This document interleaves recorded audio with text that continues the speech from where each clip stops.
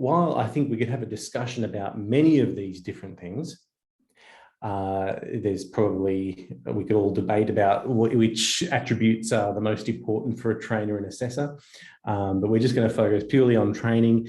And I just boiled down 10 key ingredients. Now, some of you, I think, have met me over the years in various courses and PD sessions and whatever else. And I've been doing this for quite a while. And one of the things that we do a lot of at Excelia is we're very involved with the Cert 4 in training and assessment. And so in my career over the past 15 or so years of being involved in this course in particular, I've seen a lot of trainers, I've seen a lot of training sessions, because part of that job is to review and make an assessment decision about whether somebody is a competent trainer or not. And so I had a lot of fun putting this together, because I was able to kind of distill the key ingredients of what I've seen, the patterns, the common threads of what makes people a really great trainer. And I think my perspective on this has really evolved over the years as well. So I'm very excited to share this with you, and I'm really pleased that you could join me this afternoon. It really means a lot. And I know this is free PD, and you know, there's a lot of, when it's free, or maybe it's just not as valuable, but I put a lot of energy and effort into this. And so when my team are involved too, you know, we all really put our all into it, because I know that you are giving your time to this session. You're here with a true purpose to improve yourself and your skills. So why not make this a really great session? And I really appreciate your time. Let's get into it. So I'm just going to go through basically the 10 things that I think make a great trainer. And the first thing that I'll pitch to you is this idea of, which is the best question here for a trainer to be asking before they go and embark on a training session. How will I teach this? Or how will my students learn this? What's the best question to be asking out of these two? Pop it in the chat. Which one do you think? The second. Thank you. Thanks, Michelle. Thanks, Lisa. Catherine, yes, good, good, good. Okay, I'm glad you said that. That I think is the right question to be asking. Many novice trainers in particular find themselves in this trap of, it's all about me. What are they going to think of me? How am I going to look? How am I going to sound? How am I going to come across? These may be important things to at least consider a little, but the big question for the trainer really is, how will my students learn this? And that's what we call learner-centered learning. And I think it's really important for us as trainers to get out of our own heads and stop thinking so much about ourselves and think more about our students. How will my students learn this? It's a great starting question for a trainer. So the number one thing, the first one of 10 things that make a great trainer, is a focus of achieving outcomes, not content delivery. So when we focus on the outcomes of what our students are going to achieve, that's such a better way to approach it than just going, what am I going to cover? What content are we going to do here? So the content tends to flow. Once you've thought about the outcomes, the objective, the content will come after that, because you'll actually be able to make a more informed decision about what you're going to do with your students. And the result of that is, rather than planning content, you're planning methods. So you might have an outcome and you'll need to consider, well, what's the best way for someone to get to a point where they can do this, where they've met the outcome, where they can achieve it? So that's the focus here. So here's a poor example of a bad, I guess, focusing too much on the content. So we can see here, it looks maybe similar to a very simplified version, but similar to a lot of lesson plans that I've seen, where it's got the timing and it's got the topic. And the topic might be tools for changing tyres, theory of how tyres work, safety of changing tyres. They have a morning tea break, and then they have a practical on changing tyres. And you know, most reasonable people can look at this and go, yeah, I can see what's probably going to happen in the session and got a bit of an idea of it. But it doesn't really focus on objectives. It's purely content focus. And it doesn't give us any clear guidance, any trainer, the clear guidance on what they're actually trying to achieve. How many tools are we going to talk about? How much theory are we going to go into? Are we going right into the science of how rubber is made and how deep the tread should be? Or there's no guidance on that. So here's a better example, probably not the best, but here's a better example where instead of talking about a topic or just listing the content, we've split it into objective and delivery method. So between the hour of 9 a.m. and 10 a.m., they've made an objective here of identify and understand the tools used in removing and replacing wheels and their use, including a jack, wrench, and wheel chock. And the delivery method they're going to use is they're going to brainstorm different tools with the students, get them to talk about it, get them to think, what tools would you use in changing the wheel on a car? The teacher's going to give a demonstration of how the tools are used. Perhaps allow the students to experiment with the jack or the different tools and ask them questions, get them to answer questions about the usage of the tools. And so you can see here in the objective, they made it quite clear that the job is to be able to identify, oh, that's a wrench, that's a jack, and understand what that tool does. And it gives them so much, such a better chance of what to do and how to more successfully achieve those objectives. So if we are talking about setting good learning objectives, if that is the fundamental ingredient of a good lesson plan, of a good set of, is a good set of outcomes, then this model here, which I'm sure they use this all the time in everything from management consulting through to setting personal goals in life, and the same framework can be used in setting learning objectives. So I won't go into too much detail on what these mean, but basically the SMART is an acronym for specific. So your objectives need to be specific, they need to be measurable, in that we can actually know when it's been achieved. It needs to be attainable. In the context of a lesson plan, that is about going, okay, is what I'm proposing here, are these objectives actually doable by the end of this lesson? Relevant, or another one is realistic. So is it actually realistic that we could actually achieve them, you know, in this time frame, or with the, if you've got 30 students and only 2 sets of tools, is the goal that we're actually, with the objective, relevant to the, you know, the unit of competency in the case of vet? And then finally time-based, so actually having something like by the end of the lesson, knowing how long the lesson is, or knowing how long the students have to achieve it. So I'm sure you've come across that, but it's a really good framework for setting clear learning objectives. So just have a look at these ones here. I've got 2 examples. Which one is the smarter learning objective? I won't say that it's perfect or anything, but which one of these do you think is the smart one? How to change a tire, number 1, A, or B, by the end of this session, students will be able to remove and refit the wheel of a small passenger vehicle on hard level ground in accordance with the vehicle's manufacturer manual. Excellent, good. Okay, you've all said B, and you'd be correct. What are some characteristics of that second one that you think make it smart?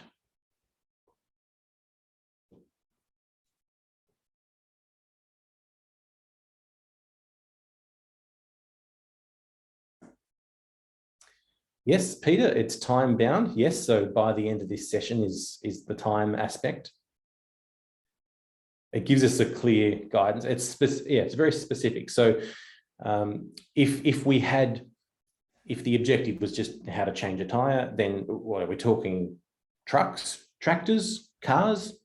How many cars?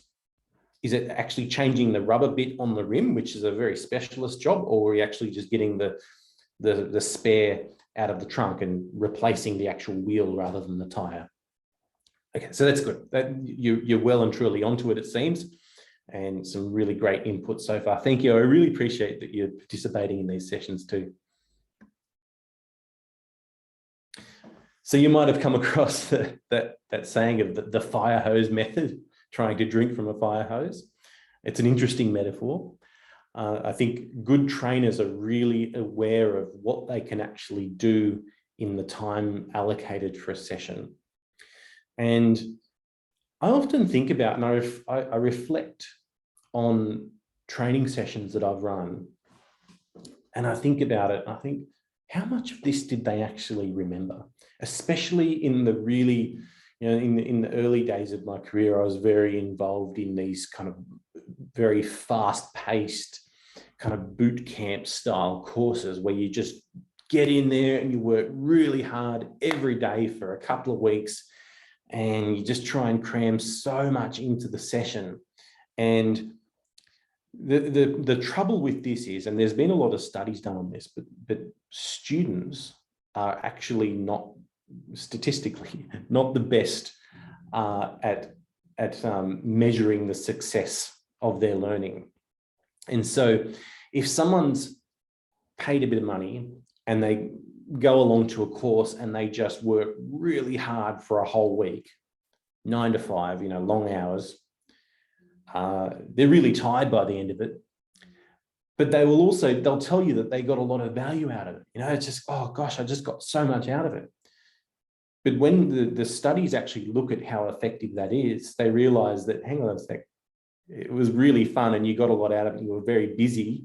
You were doing a lot of things over a short period of time, but the usefulness of that, the usefulness really dwindled very quickly over a period of time. So that then guides us into some other thinking around, well, what's a more productive use of this time? How can we make this really stick? How can we make it so that people actually remember what we've talked about, or remember the experience they've had in a way that they can use their skills and knowledge after the session? So I think the golden rule here is just not trying to cram too much in, but some of the next things I'm going to get into will actually give you some different thinking, because maybe we're not the decision makers here on, because quite often we're just trainers and assessors. We're given a schedule and we just have to go off and deliver. So there might be some more productive ways we can use that time. Number 4, good trainers, I think, understand that their role is interrupting forgetting, because really what learning is actually the stopping forgetting from happening. And this idea has been around for a while. I did another session earlier in the year on the science of learning, and you can watch the recording of that and dig a little deeper into these topics. Also, I'll give you a link to an article that I've written on this that summarizes it really well, and a nice little poster you can use as well.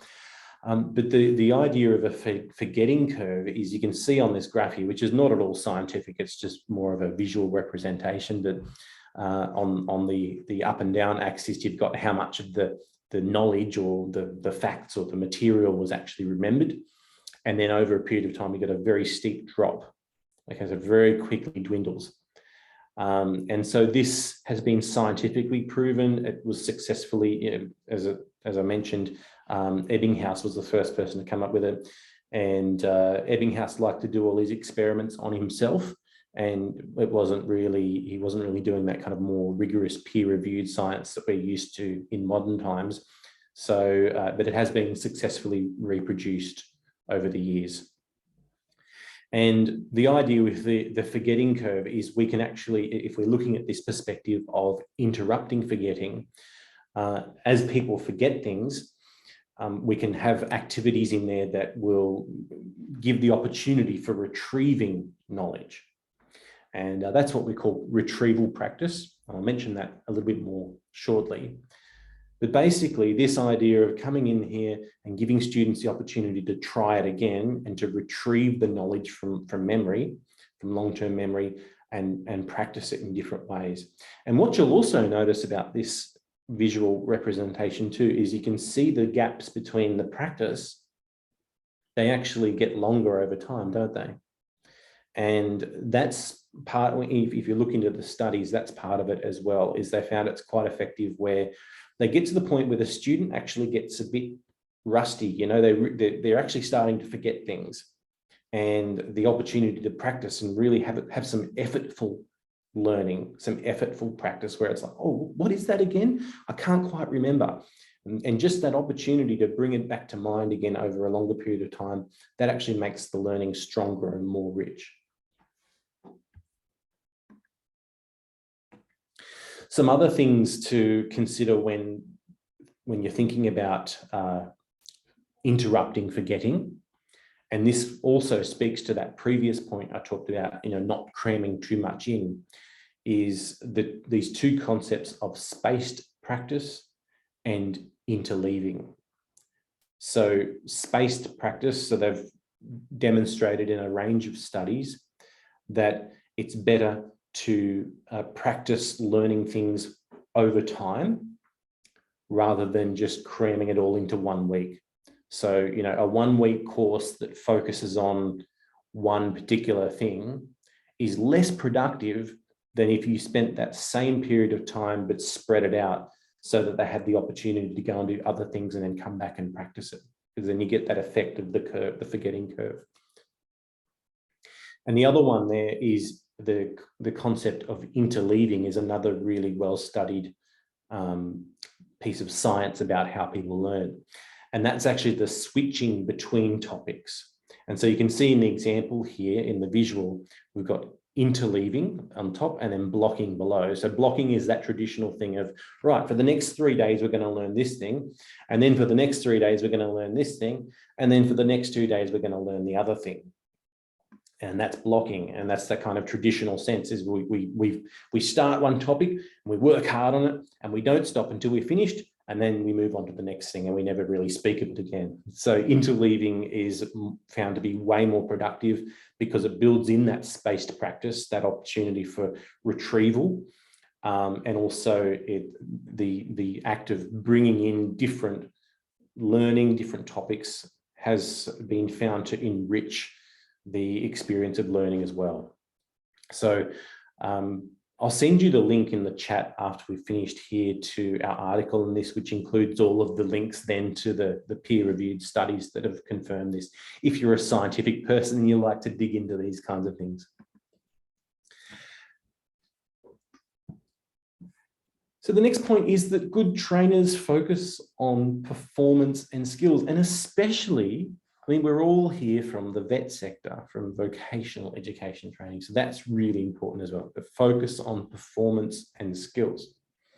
If it's all theory-based, I love this quote here, memorizing facts is like stocking a construction site with supplies.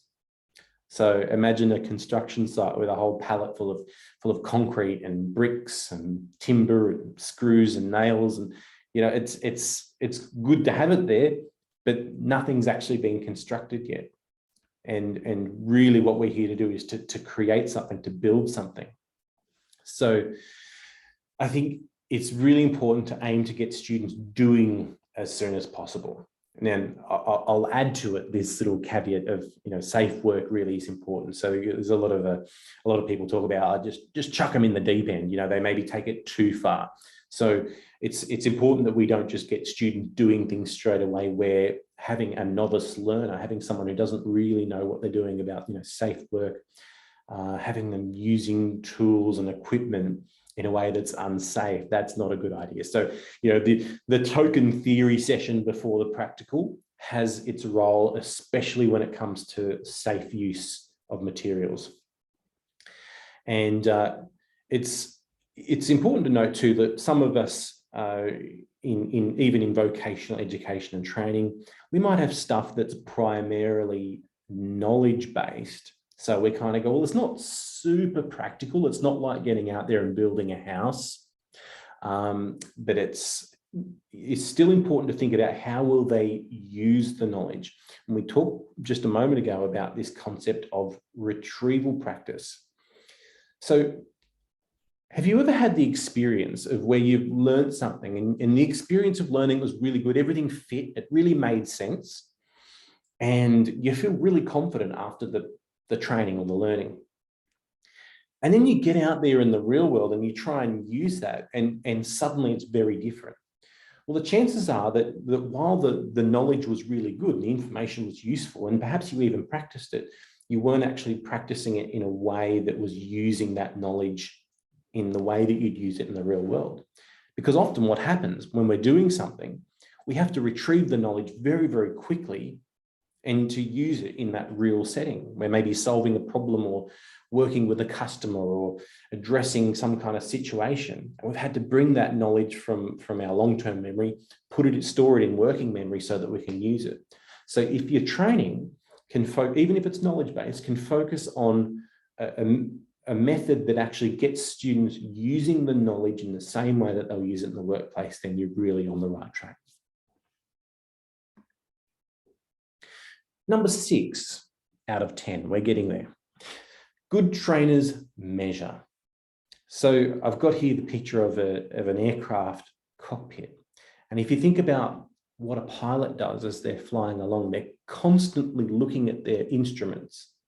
They're probably spending more time looking at their instruments than they are looking out the front window of the aircraft, because all they can see out there is sky. But the instruments give them very clear indicators on how high they are, how far away they are from other aircraft, what angle the wings are at, the altitude, attitude, all those kinds of things. So a good trainer, while we may not have the instrument dashboard in front of us, we do have a bunch of students in front of us. And we can have tools and instruments that we can use to constantly check and measure our performance as we go along. And probably, well, not so much our performance, but more so the performance of our students. So we're constantly checking in, we're correcting. We might have our lesson plan that kind of sets everything out really nicely, and then go, hang on a sec, they're really struggling with this. I need to go back and maybe change how we work towards achieving this objective. So that regular checking in with students along the way. I would recommend, if you're really interested in this type of thing, is to look into Vygotsky's zone of proximal development, ZPD. I'll just quickly pop that into the chat. Vygotsky, I think I've spelled his name. Vygotsky's ZPD, which is the zone of proximal development. If you Google that, you'll come up with some really interesting stuff. So that's about basically, and there's a few different models for this out there, but basically it's about what level of support you should provide to students as they're learning. And so when someone's in that zone of proximal development, the ZPD, if you look into that, they've got the right amount of support. So it's not that you're fully holding their hand every step of the way, but you're also not chucking them in the deep end. And so when you're constantly measuring the success of the learning, it allows you to pull away the supports or pull away the scaffolding at the appropriate time. And it should be in a way that is just slightly out of their comfort zone so that they can stretch themselves and they can practice their skills, but not in a way that makes it unsafe or makes the learning fail altogether. And good trainers, they measure performance against objectives, and especially in VET, we have units of competencies, which are probably our most common set of performance standards or objectives. And it's, I mean, that's what we're here to do. We're here to help them achieve those competencies as objectives. And so we must always check in with our compass or our instruments and calibrate and go, are we on track to the achievement of this competency? Number 7 is instructions. Good trainers give clear instructions. I think all of us have probably found ourselves as trainers in that situation, myself included, where you set an activity and you think this is going to be great, they're going to have so much fun, it's going to be awesome. You set the activity and everyone's great. And you say, does everyone understand? Everyone says, yes. And then off they go in their groups and they just sit there and they go, what are we meant to be doing again? What has he asked us to do? And that's quite common. So good trainers are able to make sure the time is really productive by giving very, very clear instructions. And that way they know what they're trying to achieve out of the group. So clear instructions, they do that by giving verbal instructions, so explaining really clearly what they want the learners to do. They back that up with some written instructions. And this is really good if you're setting little group activities amongst your students, because if it's written, they don't have to sit there and go, what did they ask us to do again? They've got a piece of paper and it's written down and it's got a clear set of instructions. Oh, we've got to do this and we've got to do that. And even better, if you want to enhance that even further, I'll give examples. This is the outcome of what I want you to do. Here's an example of a completed whatever it is. Or here's me demonstrating what I want you to do, where relevant. So feedback is really important too. So good trainers give feedback. You might have come across the PIP format. There's been plenty of criticism about this format. And if you're really looking for some kind of framework, there's other types of frameworks out there for giving feedback. But this one, praise, improvement, praise, is a tried and tested method. Basically, you start with the good thing, something they've done really well, so that kind of boosts them up. And it's important. I mean, when we're learning something, we want to be boosted up. We want to feel like, yes, we are actually on our way to something successful. The most important part of the praise, improvement, praise format is the improvement part. That's really important. I remember when I first got into teaching, I really struggled with giving the improvement side of things, of constructively criticizing people. I really didn't want to do that. I didn't want to upset people. I wanted to be the nice guy. I wanted the students to like me. And so it was very difficult, I found, to give points for improvement. But it's so important, because without this very, very essential ingredient, the students have no way to correct their own course. If we talked about the pilot and the instruments before, I mean, they're doing the same thing. They've also got to be able to measure their performance and be able to have ideas for how they can improve themselves. So that's really important. And then, of course, finishing on a good point as well. It's just a nice, simple model to use. Sometimes you can mix it up a little bit as well, but it works pretty well. I just wanted to add a little tip in there too. We've found, as we've been doing online learning for a very long time, that we've actually found video feedback. So if you're mostly a classroom trainer, but because of the events of the last couple of years, you found yourself doing online learning and maybe not getting as much success out of the feedback as you'd hoped, because written feedback, it's good, but sometimes you can lose the meaning, especially if you're really trying to get improvement or a lot of improvement out of a student.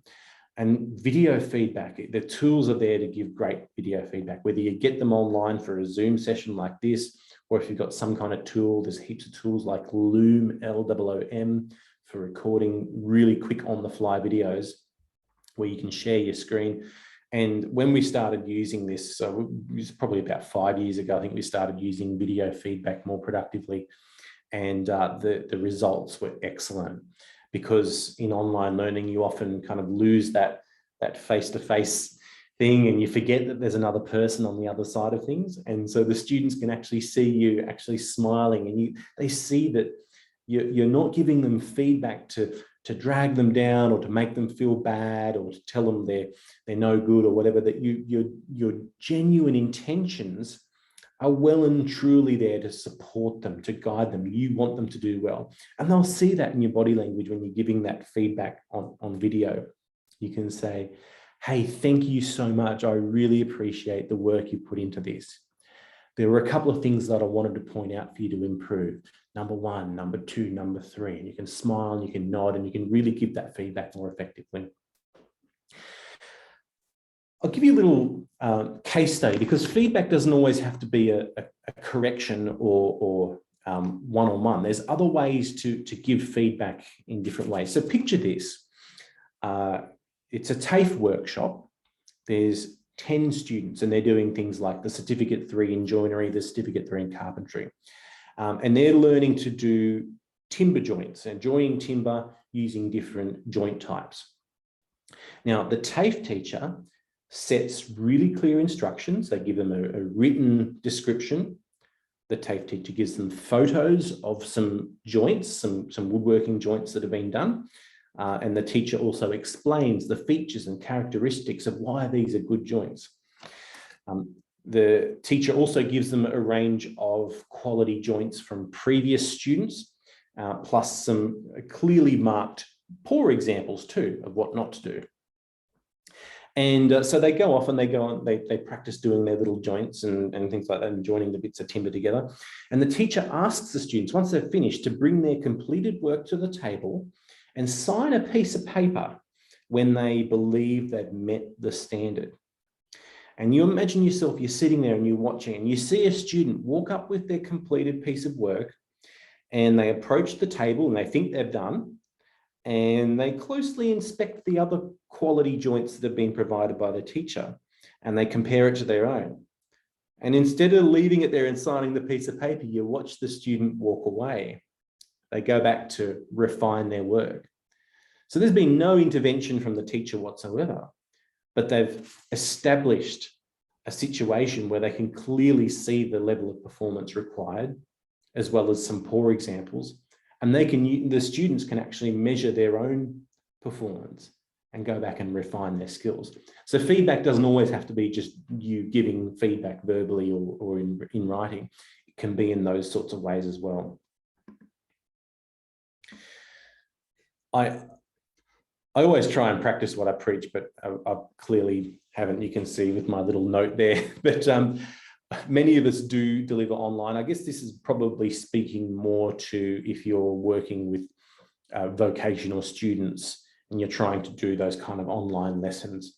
It's well and truly, this method of delivery is well and truly taken hold in the world of VET. And even though we have a lot more freedom now and we can, come together in groups and learn and do all those wonderful things face to face, I think these online lessons are really well and truly here to stay for a lot of providers.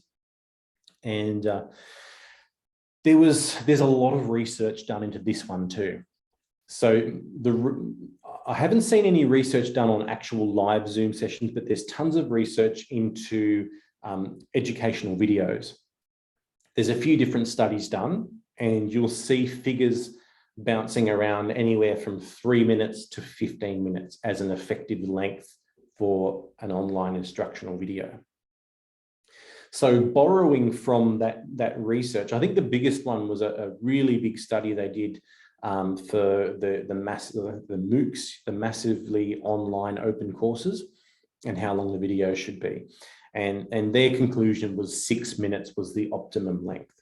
So drawing from that research, knowing that Zoom and these kind of online sessions is a little bit different, I think we can still conclude that doing a delivery for say 6 minutes or 10 minutes and then breaking and going, okay, now getting the students to go and do something.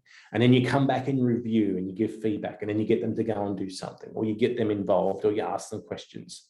So that's a pretty good guideline, I think. I wanted to add something in for online learning as well. This brings me to the final point, number 10, of characteristics of good trainers. What's something that all good trainers do? Well, I think we can all congratulate ourselves for being here, because one of the characteristics of good trainers is that they review, reflect, and improve. The fact that you've taken time out of your busy day to come and do something like this is a pretty good indicator to me that you're probably a damn good trainer, because good trainers know that they're not perfect. They know that they're constantly improving, that they can never reach some plateau of being the best trainer and that's where it all stops and they've got no further work to do. Good trainers always review their performance. Good trainers reflect on their performance. And in fact, over the years, what I've noticed in really great trainers is that they actually actively reflect. And so what they might do is after a session, they might actually just write down a few notes of what happened. And that active pursuit of excellence, where you really have that strong desire within yourself to become better, that is such an important ingredient. And it's those trainers, I think, that end up becoming really loved by their students, students that remember them years long after the training has finished. They still remember the experience they had with those trainers, because they're the ones that are really thinking about their students and how they perform, how they can do better on an ongoing basis. So to sum up, here's the 10 things that good trainers do. Number 1, they set good objectives. Number 2, they focus on achieving outcomes, not content delivery. Number 3, they don't cram too much in. Number 4, they interrupt forgetting. Remember the forgetting curve, and they use interleaved and spaced practice as a guide there. Good trainers focus on performance and skills, remembering that, especially in vocational education and training, the idea is to have the students out there on the job performing the skills successfully. They measure and adjust, just like a pilot flying a plane. They're constantly checking their instruments and measuring where they are on their journey. They give really clear instructions so the students know what to do. They give great feedback in interesting and novel ways. They use short bursts of information online, remembering the guideline of sort of 6 to 10 minutes of online video, of passive video. They review, reflect, and pursue excellence. So they're constantly acknowledging that, hey, I'm not the greatest trainer in the world. I've always got work to do. And they're looking for opportunities to improve, just like you're doing in this session here. So I wanted to thank you once again for sharing your time with me today.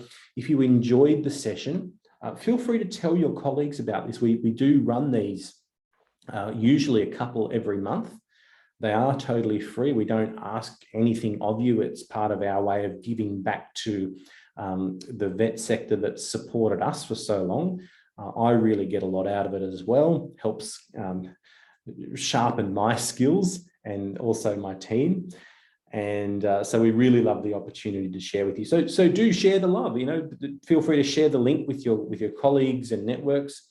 We do welcome anyone who is a trainer in vet who wants to just get better at what they do and share their ideas. We also love hearing feedback from you. So if you have any ideas of what you'd like to learn about or like us to cover in a session, please let us know. You'll be sent a feedback form after this. Everyone who attends and actually participates gets a certificate. So we review the logs and see who's been involved and who was actually online, and give certificates to those people of participation. So you can share that with your compliance manager or the CEO of your RTO, so that you've got a record of your professional development. That's an important thing for anyone in the vet sector. So yeah, there's lots of good reasons to get involved in this. And so once again, thank you so much for your time. You'll get your certificates. We'll try and get them out this afternoon before close of business. But if you don't get them this afternoon, we'll get them out early to you early next week. Keep an eye on the PD page on the Excellior website for up and coming sessions. And I'm looking forward to hearing from you in your feedback forms. Thank you very much. Have a great weekend.